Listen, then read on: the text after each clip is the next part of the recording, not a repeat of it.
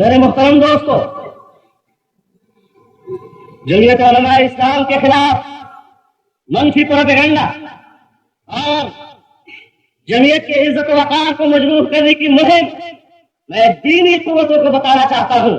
علماء کرام سے انتہائی ادب و احترام کے ساتھ کہنا چاہتا ہوں، دینی جماعتوں کے سب کو کہنا چاہتا ہوں کہ یہ دینی قوتوں پر حملہ ہے، علماء پر حملہ ہے، ان کی عزت و ناموس پر حملہ ہے۔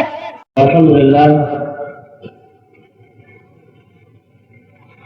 لله وكفى وسلام على عباده الذين اصطفى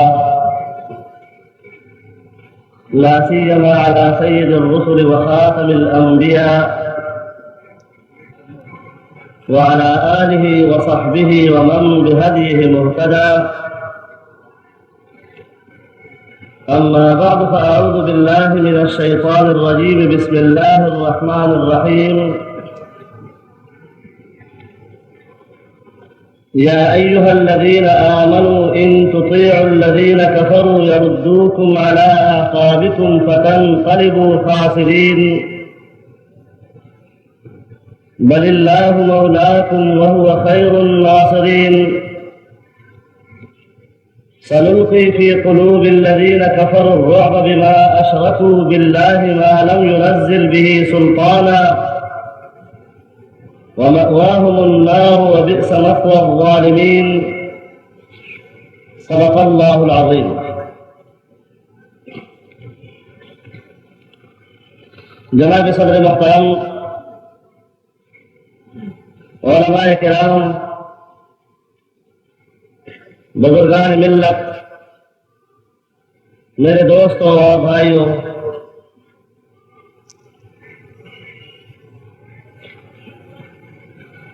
آج ہم ایسے حالات میں اس عظیم الشان اجتماع کے ذریعے یہاں اکٹھے ہو رہے ہیں جب ہمارا ملک اپنی عمر کا نصف صدی مکمل کر رہا ہے اور حکمران گولڈن جوبلی کے انتظامات میں مصروف ہے۔ ہم ایسے حالات میں ایک دوسرے کو مل رہے ہیں جب ایک بار پھر قومی اسمبلی توڑ دی گئی ہے اور انتخابات کا بدل بجا دیا گیا ہے۔ ہم ایسے ماحول میں ایک دوسرے کو مل رہے ہیں جب احتساب کے نعرے بلند ہیں اور یقیناً عوام کا حق ہے کہ وہ اپنے ملک کے مجرموں کا احتساب کریں، لیکن جب ہم احتساب کی بات کریں گے تو ہمارے سامنے اس ملک کے 50 سال کا دور موجود ہے۔ 50 سالہ دور کے دہانے پر ہم کھڑے ہیں۔ یہ ملک سن 1947 میں ہم نے حاصل کیا، جس جغرافیائی نقشے کے ساتھ حاصل کیا تھا آج اس جغرافیائی نقشے کے ساتھ موجود نہیں ہے۔ جس ملک کی نصف صدی کا ہم جشن منائیں گے،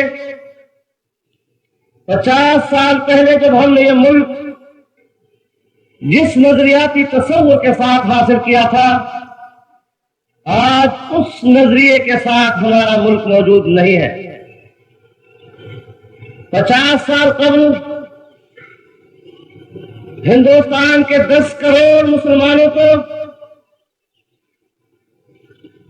قیام پاکستان کی ضرورت اس بنیاد پر دلائی گئی تھی کہ ہماری معیشت مستحکم ہوگی، ہم ہندو بنیے کی بالادستی سے آزاد ہوں گے، لیکن آج نصف صدی گزرنے کے بعد ملک کنگال ہو گیا ہے، معیشت تباہ ہو گئی ہے، سرمایہ دار اور جاگیردار ملک کی معیشت پر اپنے پنجے گاڑے ہوئے ہیں۔ آج بھی ہمارے ملک کا غریب اپنا حق بھیک مانگ کر حاصل کرتا ہے۔ ایک مخصوص طبقہ آج بھی عیاشیاں اور خرمستیاں کر رہا ہے۔ کیا کوئی پوچھنے والا ہے کہ سن 47 کا پاکستان آج کیوں موجود نہیں ہے؟ کیا اس بات کا حساب لینے والا کوئی ہے کہ لا الہ الا اللہ کا نعرہ لگا کر اس ملک کو اسلام کے مقدس نظام سے کن قوتوں نے محروم رکھا؟ کیا آج کوئی یہ حساب لے گا کہ ہمارے ملک کی معیشت کو ورلڈ بینک اور آئی ایم ایف کے حوالے کن قوتوں نے کیا؟ ہمارے ملک کی معیشت کی بنیاد قرضوں پر کن قوتوں نے رکھی؟ اور آج دنیا میں ہم اس وجہ سے تنہا رہ گئے ہیں کہ معاشی لحاظ سے، اقتصادی لحاظ سے ہم اتنے کمزور ہو چکے ہیں کہ ہم بین الاقوامی مفادات اپنے ساتھ وابستہ نہیں کر سکتے۔ اور جب ہم بین الاقوامی مفادات اپنے ساتھ وابستہ نہیں کر سکیں گے تو پھر سیاسی لحاظ سے بھی آپ تنہا ہوں گے۔ کشمیر کا مسئلہ ہے، آپ جنیوا کے انسانی حقوق کمیشن میں لے گئے، وہاں آپ کے سب پہ کوئی کھڑا ہونے کے لیے آپ کے ساتھ تیار نہیں۔ آپ اقوام متحدہ میں کشمیر کا مسئلہ پیش کریں، کوئی آپ کی حمایت کرنے کے لیے تیار نہیں۔ انڈیا ہم سے ایک دن بعد جو آزاد ہوا ہے، لیکن اقتصادی اعتبار سے وہ ہم سے اتنا آگے جا چکا ہے، بین الاقوامی منڈی پر اس کا اتنا کنٹرول ہے، دنیا کے مفادات اس حد تک اپنے ساتھ وابستہ کر چکا ہے کہ ہمیں اصول پرست کہتے ہوئے ہمارے موقف کو اصولی تسلیم کرنے کے باوجود بھی دنیا کا کوئی ملک ہمارے صف میں کھڑے ہو کر انڈیا کو ناراض کرنے کے لیے تیار نہیں ہے۔ آئیے، احتساب کرنا ہے تو پھر احتساب کی بات کریں، پھر اس مجرم کو تلاش کریں کہ ملک کو اس مقام پر کن قوتوں نے پہنچایا۔ لیکن آج جب میں آپ سے بات کر رہا ہوں تو ایک ایسے ماحول میں کر رہا ہوں جو بے یقینی، ابہام، شکوک و شبہات کے غبار سے آلودہ ہے۔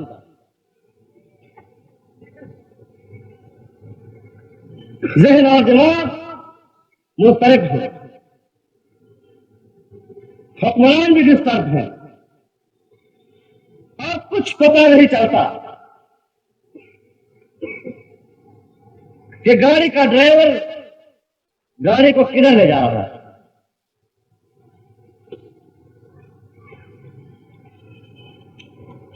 لیکن ایسے حالات میں آپ دیکھ رہے ہوں گے، آپ اس بات کا مشاہدہ کر رہے ہوں گے کہ اس ملک کے بے دین اور نادین قوتوں نے جمعیت علماء اسلام کو اپنی تنقید کا نشانہ بنایا ہوا ہے۔ مجھے خوشی ہوتی اگر ہمارے دلیل کا جواب دلیل سے دیا جاتا، مجھے خوشی ہوتی اگر ہمارے موقف کو استدلال کی بنیاد پر رد کیا جاتا، لیکن مجھے افسوس اس بات پر ہے کہ ہمارے دلیل کا جواب بہتان سے دیا گیا۔ ہماری دلیل کا جواب دروغ گوئی سے دیا گیا، ہماری دلیل کا جواب گالیوں سے دیا گیا، اور ہماری سیاسی امیج کو کم کرنے کی کوشش کی۔ میں صاف صاف بتانا چاہتا ہوں، اور میں اس سے قبل قوم کو ہمیشہ کہہ چکا ہوں، اور آج آپ سے بھی کہنا چاہتا ہوں، ذرا غور کرو، مسئلے کو سمجھنے کی کوشش کرو، حالات کی حقیقت کو سمجھنے کی کوشش کرو۔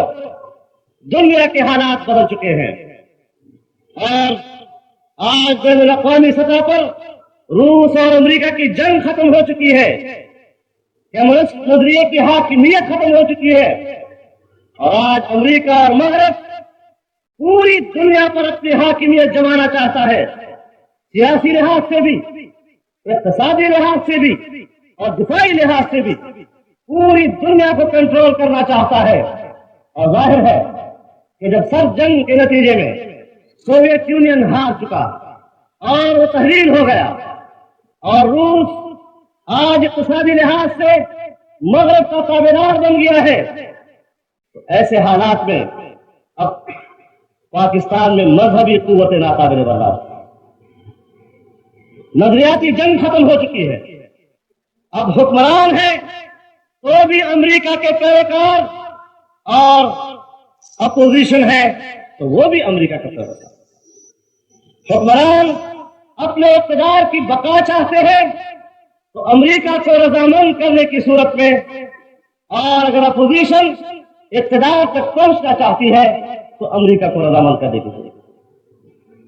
آج تمام بڑی سیاسی قوتوں کا قبلہ امریکہ بن چکا ہے، اور وہ قوتیں جو کسی وقت امریکہ مخالف قوتیں کہلائی جاتی تھی، وہ قوتیں جن کو ہمارے ملک میں بائیں بازو کی قوت کہا جاتا تھا، لیفٹسٹ کہا جاتا تھا، امریکہ مخالف کہا جاتا تھا، آج ذرا ان کو اسٹیج پر لا کر ایک دفعہ درخواست کر لو کہ ایک دفعہ امریکہ مرد آباد تو کہہ دو۔ آج وہ امریکہ مرد آباد کہنے کی پوزیشن میں نہیں۔ وہ تمام قوتیں آپ دیکھیں ذرا ملک کی سیاست میں، کسی نے ایک کے سائے میں پناہ لیا اور کسی نے دوسرے کے سائے میں پناہ لی۔ اب جب یہ تمام قوتیں یکجا ہو گئی، ذرا مسئلے کو سمجھنے کی کوشش کریں، ان کے درمیان نظریاتی جنگ ختم ہو گئی اور صرف اقتدار کی جنگ باقی رہ گئی، صرف مفادات کی جنگ باقی رہ گئی۔ ان کے مقابلے میں مذہبی قوتیں، اگر وہ مذہب کو اپنا نظریہ سمجھتے ہیں، اگر وہ مذہب کو ملک کا حاکم بنانا چاہتے ہیں، اگر وہ اسلام کو ملک کا حاکم بنانا چاہتے ہیں، تو اسلام آج ان قوتوں کے مد مقابل قوت رہ گئی۔ بین الاقوامی سیاست میں بھی آج امریکہ اور مغرب کی سیاست کا تمام زور اسلام کے خلاف پروپیگنڈے میں مصروف ہو رہا ہے۔ آپ دیکھیں، آپ بین الاقوامی میڈیا کو دیکھیں، آپ ابلاغ کے ذرائع کو دیکھیں، آپ سنیں، آپ پڑھیں، اسلام کو بدنام کیا جا رہا ہے، اسلام کے خلاف پروپیگنڈے۔ اب ظاہر ہے کہ اسلام کے خلاف پروپیگنڈا ہوگا تو اسلام کو دشمن سمجھے گا۔ جب اسلام کے خلاف پروپیگنڈا کریں گے تو اسلام ہی کو دشمن سمجھیں گے۔ اور پاکستان میں دینی قوتیں اور بھی ہیں، لیکن جو طوفان بدتمیزی جمعیت علماء اسلام کے خلاف برپا کیا گیا، کیا آپ نے اس کا بھی مشاہدہ کیا یا نہیں؟ کچھ اندازہ لگایا آپ لوگوں نے یا نہیں؟ جمعیت علماء اسلام کو نشانہ بنانا، پروپیگنڈے کے تمام ذرائع کو جمعیت کے خلاف مختص کر دینا، یہ اس بات کا اظہار ہے کہ بے دین قوتوں کے مقابلے میں اگر مذہب کے حوالے سے کوئی قوت موجود ہے، اور لادین قوتوں کو اگر پاکستان کی سیاست میں کسی مذہبی قوت سے خطرہ ہے تو وہ صرف جمعیت علماء اسلام ہے۔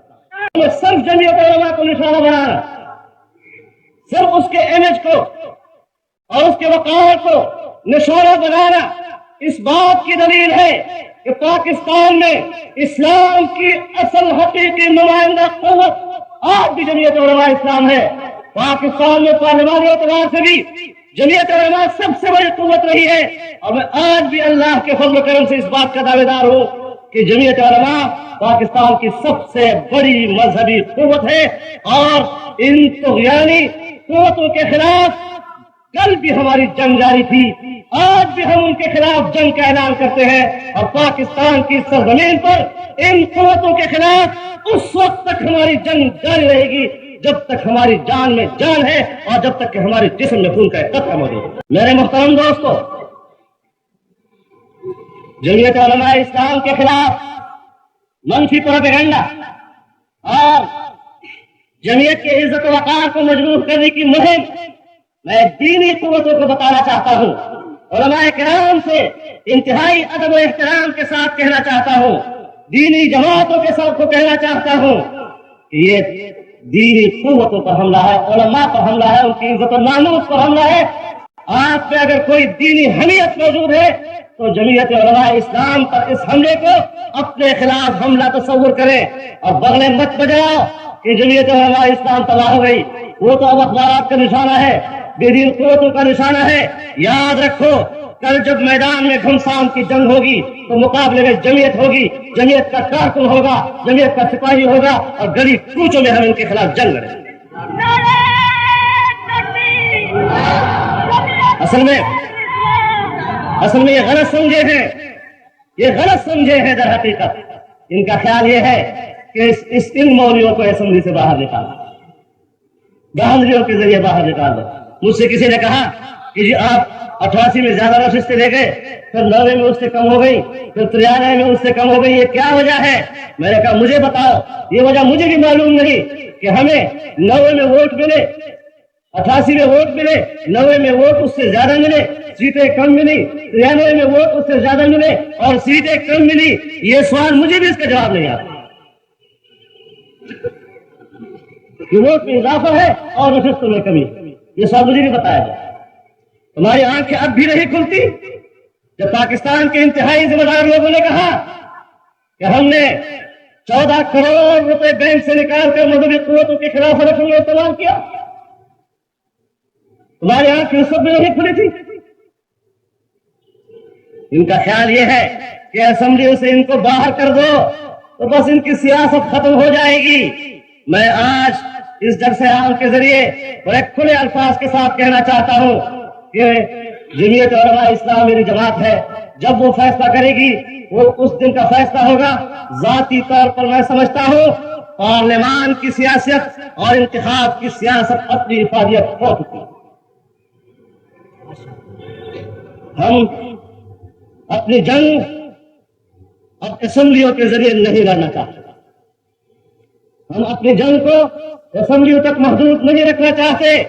اگر آپ نے دھاندلیاں کر کے اور اپنے ہر بے استعمال کر کے ہمیں پارلیمان سے باہر رکھنے کی کوشش کی تو ہم آپ کے لیے بہت بھاری ثابت ہوں گے تمہارے خلاف۔ جب غریب کوچوں میں ہم تمہارے ساتھ لڑیں گے، جب آپ کا جینا دبھر کر دیں گے، اور اللہ کا یہی حکم ہے یا ایھا النبی جاہد الکفار والمنافقین واغلظ علیہم۔ پیغمبر کو اللہ نے حکم دیا کہ کافروں کے خلاف جہاد لڑو، منافقین کے خلاف جہاد لڑو اور ان کا جینا دبھر کرو۔ آپ ہم اس مقام تک پہنچانا چاہتے ہیں؟ آپ شرافت کے دائرے میں ہمیں نہیں رہنے دیتے، کس مقام پر آپ ہمیں پہنچانا چاہتے ہیں؟ ہم اس ملک میں جمہوری عمل کے ذریعے سے اپنے نظریات کی خدمت کرنا چاہتے ہیں۔ ہم نے جمہوری اداروں کو مسترد نہیں کیا، لیکن ہم آپ کو بتانا چاہتے ہیں کہ آج تک آپ سے جو کچھ کہتے رہے ہیں، قدم قدم پر حالات ہماری بات کی تصدیق کرتے چلے آ رہے ہیں۔ قدم قدم ہم نے ہمیشہ آپ سے کہا ہے کہ اقتدار اور حکمرانی کے بدلنے سے نظام نہیں بدلے گا، حکمرانوں کو تبدیل کرتے 50 سال گزر گئے، ظالمانہ نظام کے شکنجے میں یہ قوم جکڑی ہوئی ہے۔ جب تک ظلم کے نظام سے نجات حاصل نہیں ہوگا، محض حکمرانوں کی تبدیلی سے کوئی فرق نہیں آتا۔ کرپشن کرپشن کی بات کرتے ہو. میں کہتا ہوں اس ملک میں کرپشن ہے. کرپٹ ممالک کی اعلیٰ نمبروں پہ جا پہنچا ہے. لیکن 85 کے اسمبلی 88 میں توڑی گئی اسی کرپشن کے الزام میں. الیکشن ہوئے تو آپ بتائیں کرپشن ختم ہوئی؟ پھر 88 میں اسمبلی بنی تو 90 میں توڑ دی گئی اسی الزام میں. پھر کرپشن ختم ہو گئی.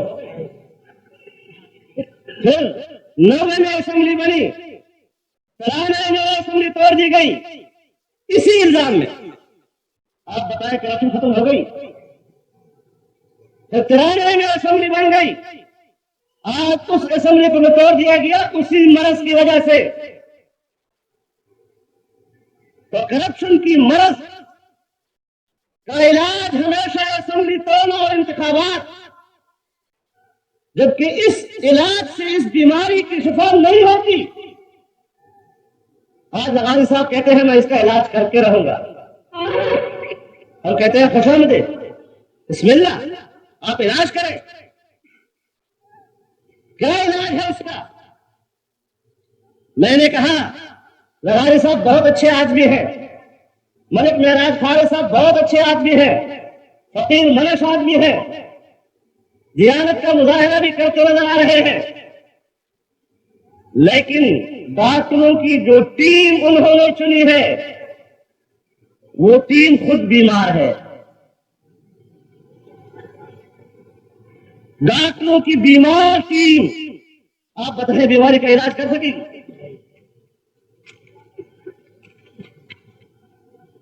اور اگر میں کہتا ہوں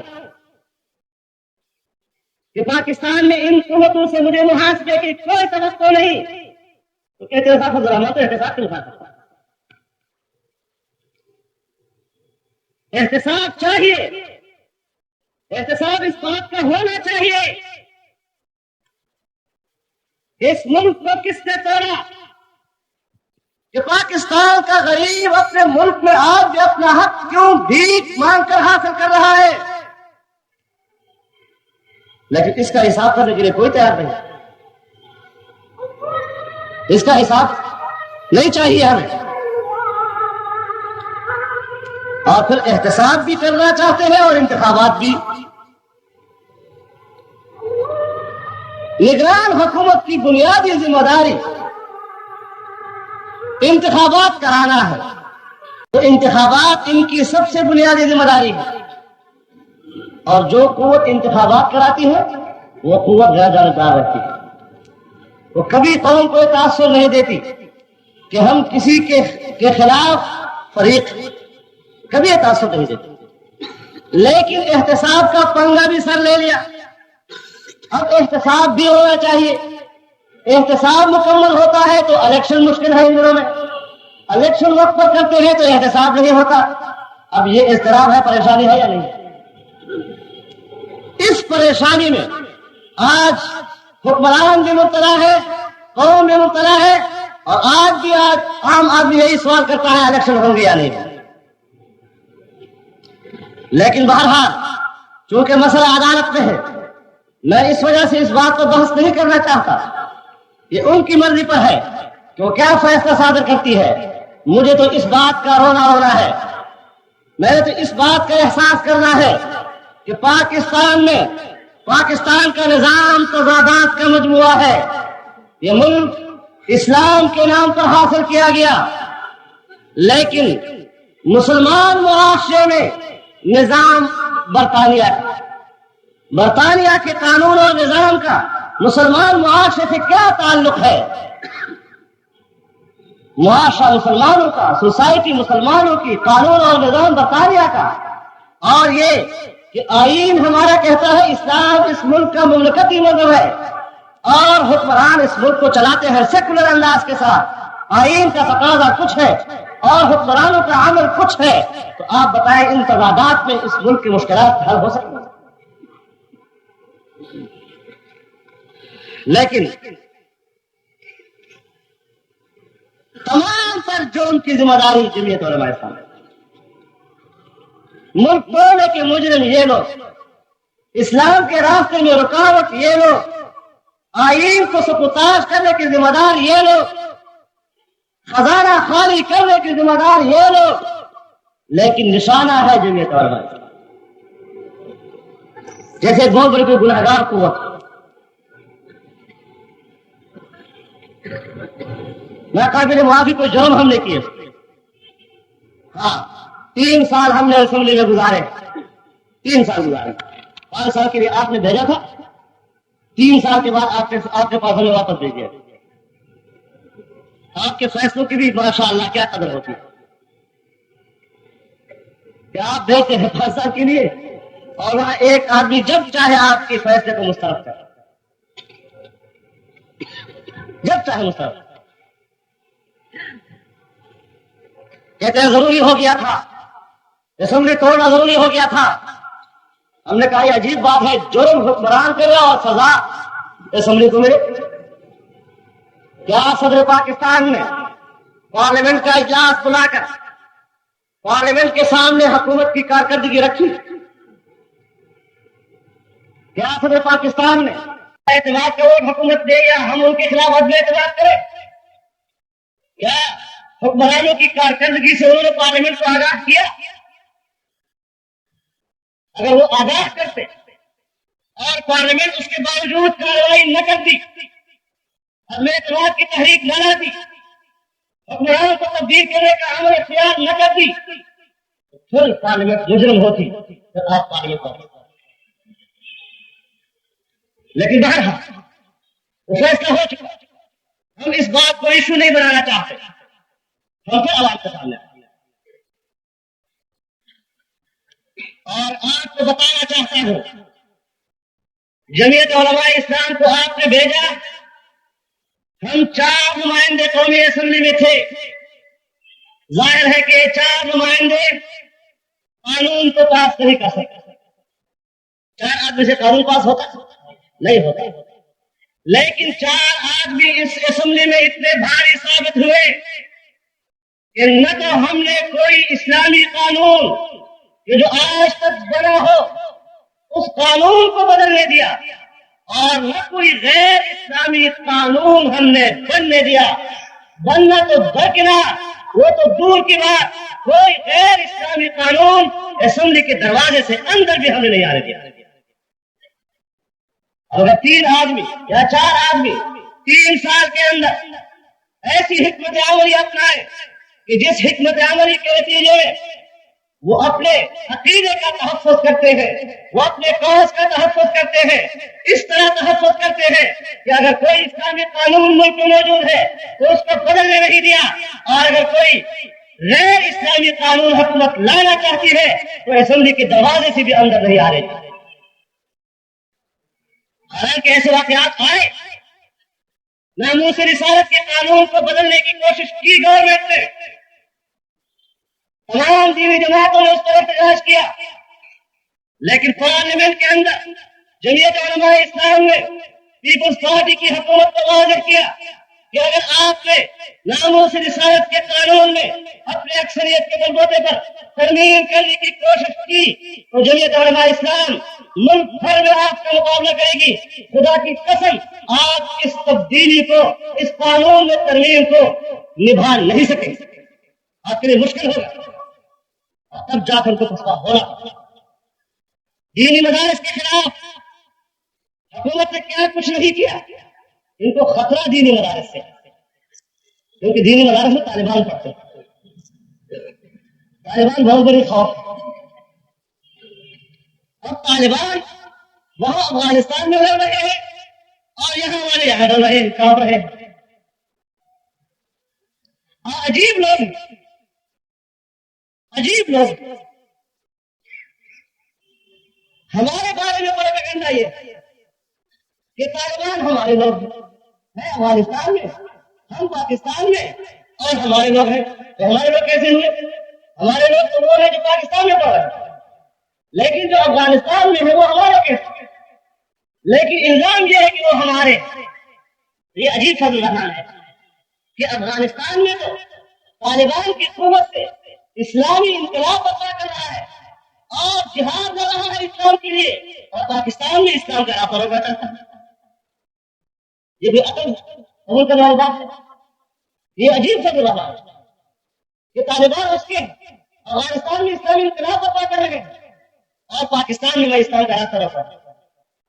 گننا کرو تو خدا کا خاصا کچھ عقل سے سوچے بھی تو صحیح کہ ہم کیا کہہ رہے ہیں، ہم کرنا کیا چاہتے ہیں. کہتے ہیں جی آپ تو بے نظیر حکومت کے لیے بھی ساتھی تھی، آپ کے سہارے بے نظیر حکومت کھڑی تھی. میں نے کہا کہ میں سہارا تھا تو گری کیوں؟ اگر میرے سہارے کھڑی تھی تو گری کیوں؟ یہ عجیب سہارا ہے. یہاں سے خری کی معاہدہ ہوا تھا 93. جی آپ کو بے نظیر بنانا چاہتے ہیں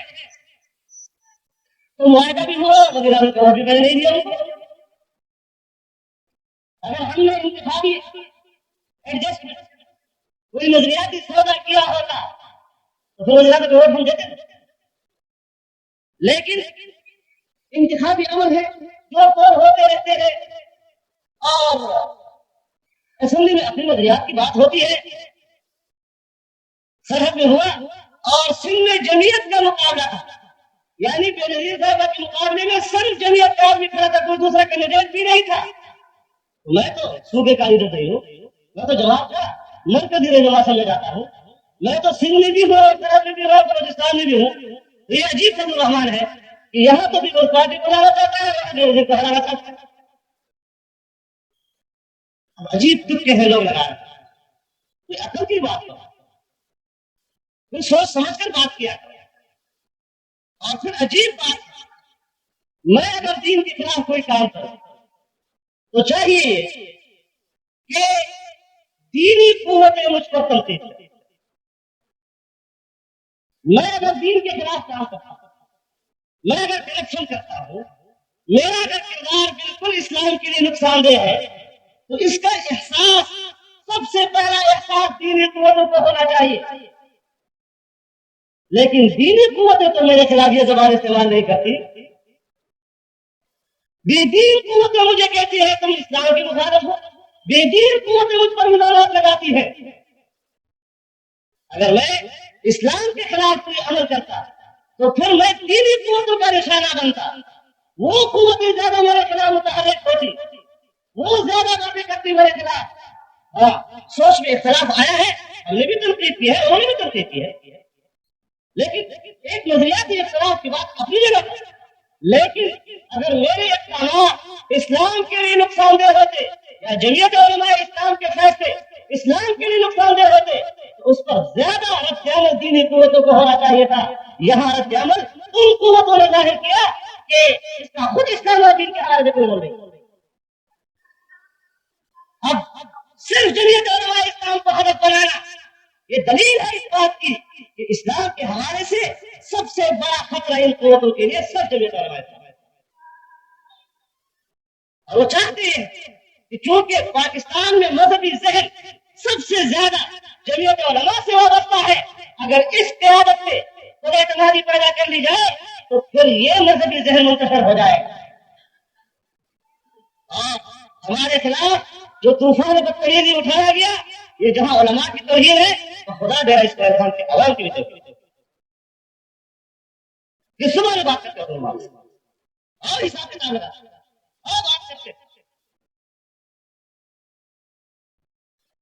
میرے محترم دوست، میں ایک بات کہنا چاہتا ہوں.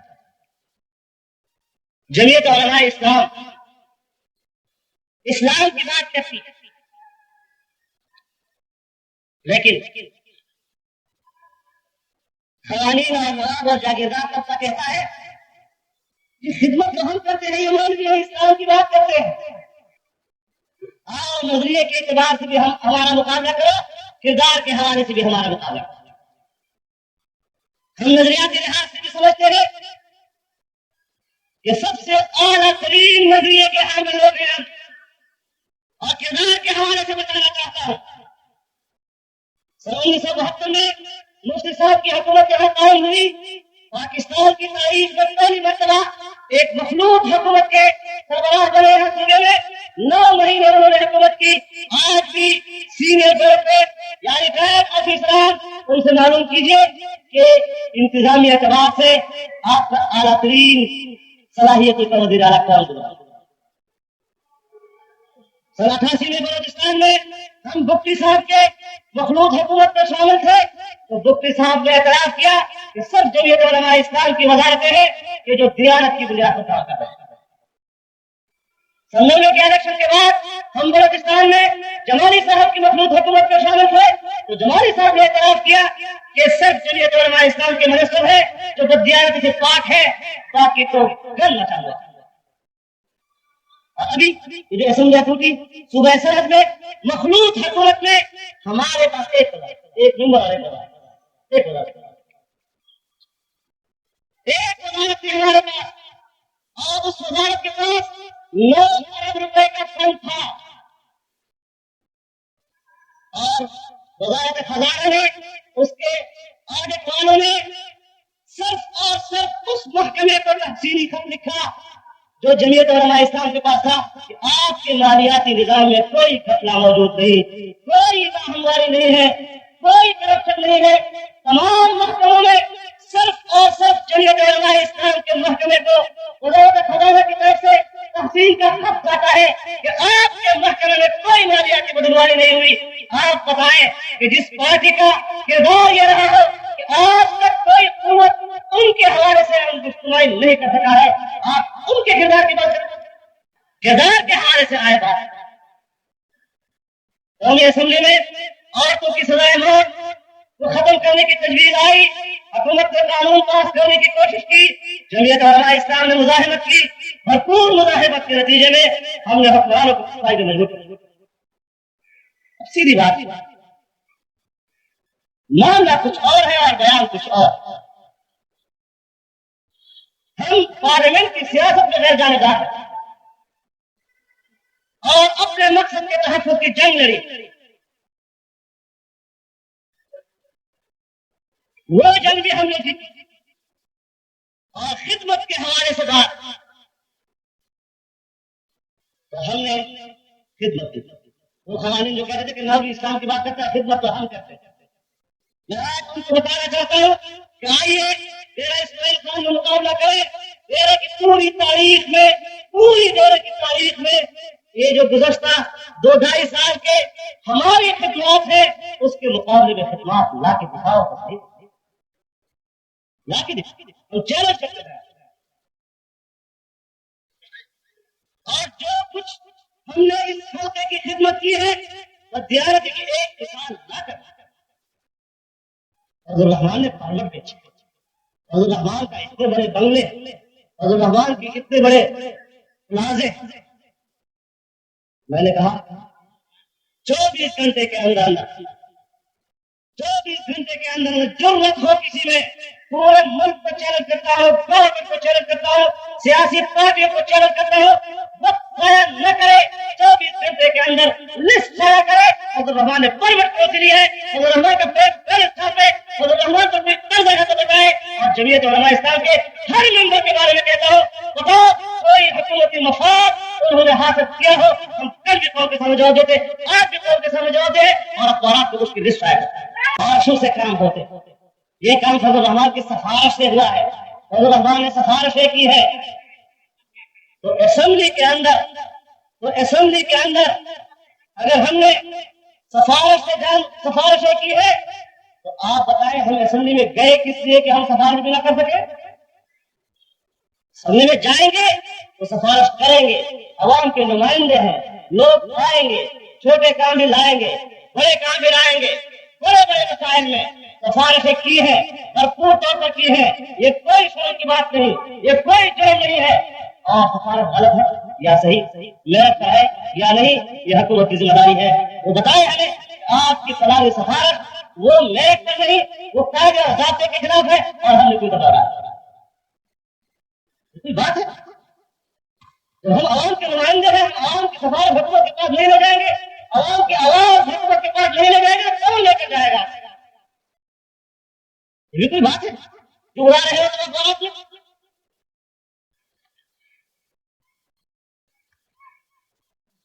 کیا بات ہے؟ پاکستان میں بلیک میلنگ کے بادشاہ کو خوردبین میں اور کچھ نہیں ملا تو کہا تھا رحمان نے گاڑی استعمال کی ہے.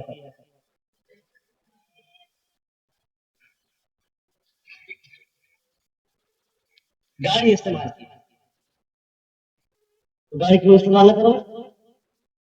یہ گاڑیاں تمہارے لیے ہماری بیٹھے تکلیف ہوتی ہے. سرکاری گاڑی میں سب بیٹھے مول بھی نہ بیٹھے تکلیف ہوتی. لیکن وہ میں نے کوئی بیچ دی جس دن چیئرمین سے ختم نہیں ہوا جواب اللہ نہ کہا اور کتنا کمانے والا ہوں میں. قاضی فضل اللہ نے اتنا کمایا کہ ممبرشپ ختم ہوتی ہی اخبار نے لکھا کہ پشاور کے بازار میں پیدل چلتے ہوئے دیکھے گئے. منت کر کے کسی سے گاڑی مانگتے ہیں کہ صاحب کہیں جانا ہے ذرا مہربانی کر کے گاڑی تو دو. میرے اوپر الزامات ایسی ہے آپ کو لطیفہ یاد ہوگا یہاں ہمارے ڈینا کے ہمارے ایک دوست بھی ہے جلسہ کیا مفتی صاحب کے خلاف کہ مفتی صاحب سرکاری گاڑی میں بنگلے سے مسجد کی طرف جاتے ہیں سرکاری گاڑی میں مدرسے میں جاتے ہیں. مفتی صاحب کا بنگلے سے مدرسے اور مسجد کی طرف جانا ان کی نظر میں جرم اس طرح کے جانا سرکاری گاڑی میں بنگلے سے مسجد میں کیوں گئے بھاگ جاتے تو جائے کلب میں جاتے تو جائے تھا. میدان میں کوئی بات ہے تم توہین کرنے کو اترا ہے تم تسلیم کرنے کو اترا ہے تم گالیاں دینے کو اترا ہے اور اس لیے گالیاں دیتے ہیں کہ ہم شریف لوگ ہیں گالی کا جواب دے نہیں سکتے. تم کس کی توہین کر رہے ہو؟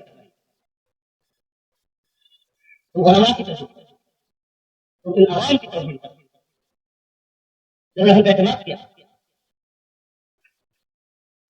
کس تماش کے لوگوں کو سامنے لا رہا تمہارے معیار کیا تم کس انداز میں مقابلہ کرنا چاہتے تھے.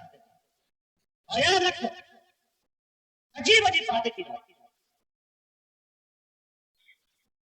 میرا دعویٰ یہ اور میں علاوہ تصویر سمجھتا ہوں کہ ملک میں دینی پلیٹ فارم وجود میں لانے کی ضرورت ہے. سیاسی لحاظ سے متحدہ دینی فورم وجود میں لانے کی ضرورت ہے. اور جب سلالے کے الیکشن کے بعد ہم اسمبلی میں گئے تو ہم نے سب سے پہلے دینی قوتوں کو دعوت دی کہ آئے ایک قوت بنائے ایک پارلیمانی گروپ ہو رہا ہے ایوان میں لیکن نہیں مانے.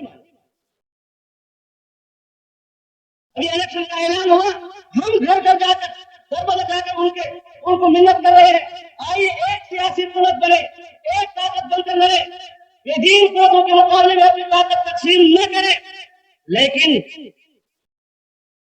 نام کو کوئی نہیں رہا اور الزام کس پہ رکھا کہیں گے فضل اللہ کسی جیتا اور فضل اللہ دائی ہو جنہیں جو علماء دعوت دیتی ہے لیکن اگر کوئی دعوت قبول نہ کرے تو اتحاد نہ کرنے والا ہم یہ عجیب بات. اتحاد کی دعوت بھی ہم نے دینی قوتوں کو سب اٹھا بھی ہم نے عالمی حالات کے تناظر میں یہ تجزیہ بھی ہم ان کو پیش کریں. اس سے بہتر کوئی صورت نہیں ہے کہ آج ان حالات میں دینی قوتوں کا ایک متحدہ سیاسی پلیٹ فارم ہونا چاہیے لیکن اس سے انحراف بھی ہو جائے اور ہمارے کسی سیاسی پارٹی کی نظریات کے خلاف ہوگا اور یہ جمہوریت کا حکم یہی ہم نے ہمیشہ دلیل کا جواب دیا. میں آپ سے کہتا ہوں ملک میں ایسے حالات پیدا ہو رہے ہیں کہ عوام یہ سوچتے ہیں کہ احتساب صحیح نہیں ہو رہا احتساب کے نام پر بلیک میلنگ ہو رہی ہے ان کا میڈیا استعمال ہو رہا ہے اخبارات کے ذریعے تصویر کر کے آنے والے امیدواروں کی کردار کچھ ہو رہی ہے. اس سے حکومت کی جانبداری متاثر ہوتی ہے اس پر جانب سے روزانہ حکومت کی پوزیشن متنازع ہوتی جا رہی ہے. یہ تنقید نہیں